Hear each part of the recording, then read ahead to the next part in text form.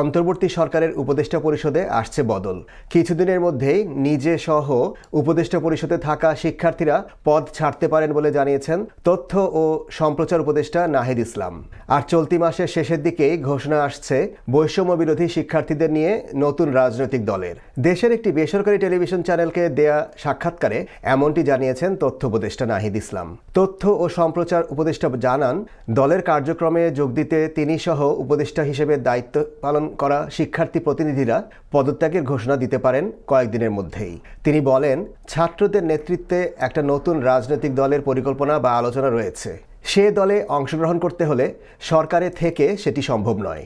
সেই দলে আমি যদি যেতে চাই তাহলে সরকার থেকে আমি পদত্যাগ করব। আমি ব্যক্তিগতভাবে চিন্তাভাবনা করছি।